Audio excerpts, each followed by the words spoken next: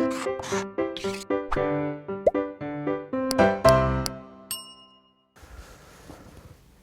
Students, welcome back to Blueprint Digital. आज की इस वीडियो से हम अध्याय 17 श्वसन और गैसों का विनिमय स्टार्ट करने जा रहे हैं। इस वीडियो में हम श्वसन यानी कि रेस्पिरेशन की परिभाषा, श्वसन के चरण यानी कि स्टेप्स ऑफ रेस्पिरेशन, जंतुओं में श्वसन अंग और अच्छी श्वसन सतह की विशेषताओं के बारे में पढ़ेंगे। वीडियो को स्टार्ट करने से पहले हमारे चैनल को सब्सक्राइब करें और बेल आइकन दबाना न भूलें, जिससे हमारे लेटेस्ट वीडियोस की नोटिफिकेशन आपको प्राप्त होती रहे। अब हम आज के टॉपिक पर आते हैं। रेस्पिरेशन वह जैव रासायनिक प्रक्रिया है जिसमें कोई जीव अपने भोजन में उपस्थित या भोज्य पदार्थों में उपस्थित जो कार्बनिक पदार्थ है उनका चरणबद्ध तरीके से स्टेप वाइज ऑक्सीकरण करके अपनी जैविक क्रियाओं के लिए ऊर्जा उत्पन्न करता है, श्वसन कहलाती है। तो यानी कि श्वसन वह प्रक्रिया है जिसमें जीवों की सेल्स में कार्बनिक पदार्थों का ऑक्सीकरण होता है और विभिन्न कार्यों के लिए, जैविक कार्यों के लिए एटीपी के रूप में ऊर्जा का निर्माण होता है, श्वसन कहलाती है। तो सीधी सी बात है, श्वसन का मतलब है कि भोज्य पदार्थों का ऑक्सीकरण कर अपने विभिन्न कार्यों के लिए, अपने जैविक कार्यों के लिए किसी भी जीव के द्वारा एटीपी के रूप में एनर्जी का जो निर्माण करना होता है उसे हम श्वसन यानी कि रेस्पिरेशन कहते हैं।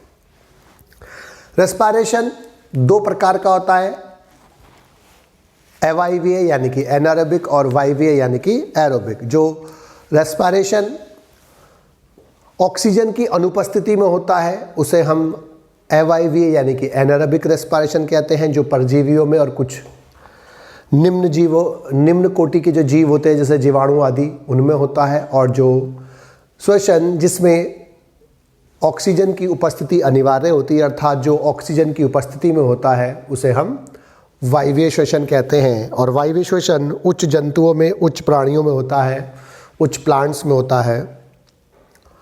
अब जो एनिमल्स हैं उनमें जो श्वसन के चरण हैं वो जेएस कार्टर नामक वैज्ञानिक ने श्वसन के 3 चरण बताए। पहला बाह्य श्वसन यानी कि एक्सटर्नल रेस्पिरेशन और ब्रीथिंग, अंतः श्वसन यानी कि इंटरनल रेस्पिरेशन और कोशिकीय श्वसन यानी कि सेलुलर रेस्पिरेशन। अब बाह्य श्वसन का मतलब क्या है कि जो वातावरण से, यानी कि बाह्य वातावरण जो है किसी भी जीव का, उससे फेफड़ों तक यानी कि लंग्स के बीच में जो गैसीय विनिमय होता है, अर्थात गैसियस एक्सचेंज होता है, उसे हम बाह्य श्वसन या ब्रीथिंग कहते हैं। अंतः श्वसन में जो फेफड़ों के अंदर एयर पहुंची है वहाँ से फेफड़ों से में और रुधिर के बीच में गैसों का विनिमय होता है। जो गैस, जो वायु अब फेफड़ों में पहुंची है वहाँ से ऑक्सीजन जो होती है उसको ब्लड में डाला जाता है और दूसरा ब्लड से और ऊतक तरल से जो CO2 होती है वो अब फेफड़ों में आती है। अर्थात यहाँ पर 2 स्टेप होते हैं। पहला, फेफड़ों और रुधिर के बीच में गैसीय विनिमय होगा, अर्थात मुख्य रूप से ऑक्सीजन को ब्लड में डाला जाएगा और ब्लड की CO2 को, कार्बन डाइऑक्साइड को फेफड़ों में लिया जाएगा, जिससे वो बाहर निकाली जाएगी बाद में।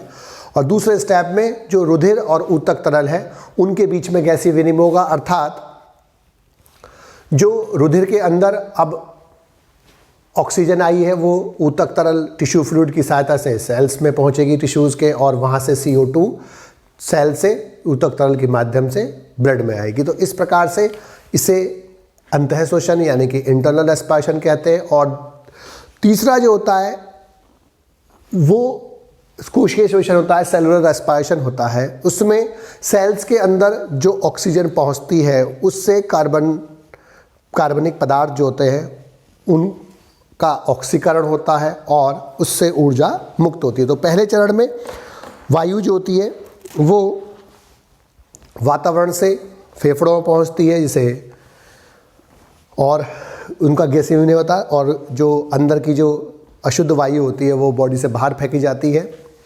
दूसरे स्टेप में अंतःश्वसन में 2 स्टेप होते हैं, फेफड़ों और रुधिर के बीच में गैसीय विनिमय, और दूसरा रुधिर और ऊतक तरल के बीच में गैसीय विनिमय। तीसरा जो सेल के अंदर ऑक्सीजन पहुंचती है उसका ऑक्सीकरण करती है और भोज्य पदार्थों का वहाँ पर एनर्जी निकाली जाती है। इसको हम इंटरनल रेस्पिरेशन, सेलुलर रेस्पिरेशन कहते हैं, यानी कि कोशिकीय श्वसन कहते हैं। अब जंतुओं में अलग अलग श्वसन अंग होते हैं। कुछ प्रमुख जंतुओं के श्वसन अंग के बारे में अब हम पढ़ेंगे।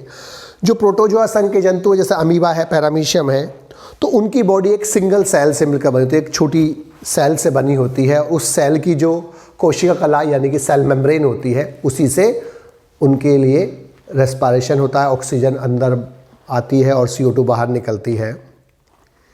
पॉरीफेरा जैसे साइकन आदि जो जंतु होते हैं, उनमें भी प्रत्येक जो जल आता है उनके अंदर, उस जल के द्वारा जो ऑक्सीजन जल में घुली हुई होती है, वो प्रत्येक कोशिका की जो कोशिका कला है यानी कि सेल मेम्ब्रेन है, उसके अंदर ऑक्सीजन पहुंचती है, CO2 बाहर निकलती है, यानी कि रेस्पिरेशन होता है। नाइडेरिया संघ के जंतु जैसे हाइड्रा में भी शरीर की जो सतह होती है वो यूज़ होती है, जो बॉडी होती है उनकी, उस पर से उनकी बॉडी सिंपल होने से ऑक्सीजन अंदर और CO2 बाहर निकलती है, अर्थात श्वसन होता है। अब प्लेटीहेल्मिन्थीज़ और एस्केहेल्मिन्थीज़ में जो 2 प्रकार के जंतु होते हैं, स्वतंत्र जीवी जैसे प्लेटीहेल्मिन्थीज़ में प्लेनेरिया होता है, वो उनमें शरीर की जो सतह होती है उससे श्वसन होता है। लेकिन जो परजीवी होते हैं जैसे टीनिया होते हैं या अन्य परजीवी हैं, उसमें गैसीय विनिमय नहीं होता, अनुपस्थित होता है, एब्सेंट होता है, क्योंकि वो अवायवीय श्वसन करते हैं। इसी प्रकार से एस्केहेल्मिन्थीज़ संघ के जो जंतु हैं जैसे स्वतंत्र जीवी रेप्टाइटिस, उसमें भी शरीर की सतह से श्वसन होता है। लेकिन जो परजीवी है जैसे एस्केरिस, उनमें अवायवीय श्वसन होता है, अर्थात उनमें गैसों का विनिमय नहीं होता। एलिडा संघ के जंतु जैसे केंचुआ है, जोंक है, उनमें जो होता है वो त्वचा से श्वसन होता है, उसे हम क्यूटेनियस रेस्पिरेशन बोलते हैं, त्वचीय श्वसन बोलते हैं। ऑर्थोपोडा में अलग अलग जंतुओं में अलग अलग होता है, जैसे प्रॉन जो है, क्रेफिश और प्रॉन में, इनमें जो रेस्पिरेशन होता है वो गिल्स के थ्रू होता है, जिन्हें क्लोम कहते हैं हम। और इस प्रकार का जो रेस्पिरेशन होता है उसके लिए हम वर्ड लगाते हैं ब्रैंकियल रेस्पिरेशन, यानी कि ब्रैंकियल श्वसन। इसके बाद जो कीट होते हैं और सेंट्रीपीड आती है इंसेक्ट्स में, तो जो टिक्स है, मिलीपीड्स है, सेंट्रीपीड्स है, उनमें श्वास नाल होते हैं, श्वास नाल, जिन्हें हम ट्रैकिया कहते हैं। और इस प्रकार का जो रेस्पिरेशन होता है उसे हम ट्रैकियल रेस्पिरेशन बोलते हैं। बिच्छू में और मकड़ी में,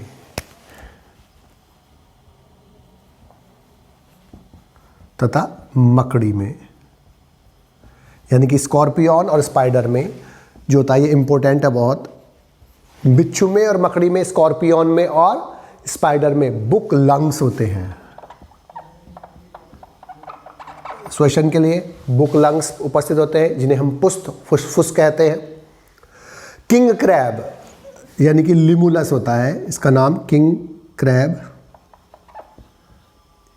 लिमुलस इसका नाम होता है। लिमुलस में जो श्वसन होता है वो बुक गिल्स के द्वारा होता है, बुक गिल्स बोलते हैं, यानी कि इसको क्या बोलेंगे हम, पुष्ट, और गिल्स के लिए वर्ड क्या लगाते हैं, क्लोम, तो इसको बोलते हैं पुष्ट क्लोम बोलेंगे। इसको बोलते हैं हम पुष्ट फुसफुस, इसको बोलेंगे पुष्ट क्लोम। मोलस्का संघ के जंतुओं में भी गिल्स जैसी संरचना पाई थी, जिन्हें हम टिनिडिया बोलते हैं। और इसके अलावा उनमें फेरिंजियल जो पल्मोनरी सैक होता है वो भी श्वसन में हेल्प करता है। इकायोडर्मेटा में डर्मल ब्रैंकियाई और ट्यूब फीट श्वसन में हेल्प करते हैं। हेमिकॉर्डेटा जैसे बेलेनोग्लासस में ग्रसनीय दीवारें होती है, यानी कि फेरिंजियल वाल यूज होती है रेस्पिरेशन में।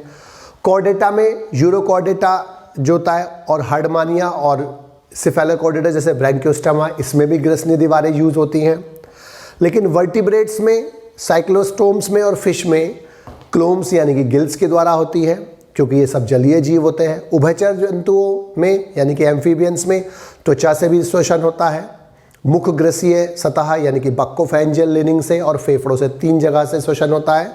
सरीसृप, पक्षी और स्तनधारी यानी कि रेप्टाइल्स, एवीज और मैमल्स में फेफड़े होते हैं जिसे हम फुसफुसीय और पल्मोनरी श्वसन बोलते हैं, और इसी को हमें पढ़ना होता है मैमल्स में, अपने लिए ह्यूमंस में। एक अच्छी श्वसन सतह में क्या विशेषताएं होनी चाहिए? सबसे पहला कि उसका सतही क्षेत्र यानी कि सरफेस एरिया विशाल होना चाहिए। जो सबसे पहली विशेषता है वो ये होनी चाहिए कि उसका सरफेस एरिया, सरफेस एरिया यानी कि सतही क्षेत्र जो होता है वो विशाल होना चाहिए।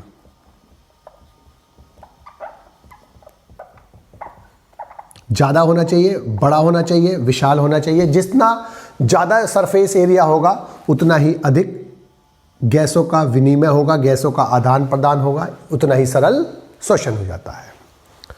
दूसरा जो इसकी विशेषता होनी चाहिए कि इसकी भित्ति पतली होनी चाहिए। जो भित्ति है वो पतली होनी चाहिए और पतली होने के साथ साथ ये गैसों के विसरण में बाधा न डालने वाली होनी चाहिए, अर्थात ये गैसों का विसरण सरलतापूर्वक करने वाली चाहिए। तो दूसरी विशेषता क्या होती है इसकी? ये पतली होनी चाहिए और ये गैसों के विसरण में बाधा न डालने वाली होनी चाहिए, अर्थात गैसों के विसरण को सरल बनाने वाली चाहिए, जिसमें ऐसी होनी चाहिए जिसमें गैसों का विसरण आसानी से हो जाए। तीसरा, ये गैसों के प्रति पारगम्य होने चाहिए। गैसों के प्रति पारगम्य अर्थात इसकी परमेबिलिटी जो होती है गैसों के लिए वो ज़्यादा होनी चाहिए, अच्छी परमेबिलिटी होनी चाहिए जिससे आसानी से गैस इधर से उधर जा सके, वो एक्सचेंज हो सके उनमें। चौथा, इनमें प्रचुर रक्त सप्लाई होनी चाहिए, अधिक रक्त की सप्लाई होनी चाहिए, यानी कि जो इनमें रक्त है उनके ज़्यादा आना चाहिए, उसके पास आपूर्ति होनी चाहिए। रक्त की जो आपूर्ति है वो ज़्यादा होनी चाहिए, जिससे कोशिकाओं यानी कि जिसमें केशिकाओं यानी कि कैपिलरीज का जाल होना चाहिए। पांचवा, ये नम रहना चाहिए। जो चाहिए पांचवी, नम। इसको नम रहना चाहिए क्योंकि नम जब सतह होती है तो वो विसरण में सहायक होती है, इसलिए इसको नमी को बरकरार रखने के लिए कोई ना कोई संरचना उपस्थित होनी चाहिए जिससे ये नम बरकरार रहे। और छठा, मनुष्य तथा अन्य जंतुओं में ये एक कुशल परिवहन तंत्र के निकट स्थित होनी चाहिए, यानी कि इसमें इसके पास ही कुशल परितंत्र जो होता है, परिसंचरण तंत्र या परिवहन तंत्र जो होता है, एक कुशल परिवहन तंत्र इसके समीप इकट्ठा होना चाहिए, जिससे आसानी से ब्लड में ऑक्सीजन डाली जा सके, ऑक्सीजन सप्लाई की जा सके जिससे, और पूरी बॉडी से जो CO2 है उसको आसानी से इकट्ठा करके फेफड़ों तक लाया जा सके, रेस्पिरेटरी सरफेस तक लाया जा सके। तो एक अच्छी जो श्वसन सतह होती है उसकी जो विशेषता होती है कि सबसे पहले तो उसका सतही क्षेत्र अधिक होना चाहिए, सरफेस एरिया अधिक होना चाहिए, जिससे अधिक गैसों का विनिमय आसानी से हो सके। इसकी भित्ति पतली होनी चाहिए और वो विसरण में बाधा न डालने वाली होनी चाहिए। ये गैसों के प्रति पारगम्य होनी चाहिए। चौथा, इसमें प्रचुर मात्रा में रक्त आपूर्ति होनी चाहिए जिसमें केशिकाओं यानी कैपिलरीज का जाल होना चाहिए। पांचवा, इसे नम रखने वाली स्थिति यानी कि इसे नम बने रहना चाहिए। नम सतह से ही विसरण आसान से हो पाता है और जो मनुष्य तथा अन्य जंतुओं में यह एक कुशल परिवहन तंत्र के समीप होनी चाहिए, यानी कि इसके निकट एक कुशल परिवहन तंत्र उपस्थित होना चाहिए। बच्चों, आज की इस वीडियो में बस हम इतना ही पढ़ेंगे। हमारी इस वीडियो को आप लाइक करें और अपने दोस्तों के साथ शेयर करें। यदि आपका कोई डाउट है तो आप हमें कमेंट करके बता सकते हैं। इस अध्याय को और अच्छे से पढ़ने और समझने के लिए आप चित्रा प्रकाशन की बुक एक्टिव जीव विज्ञान की सहायता भी ले सकते हैं।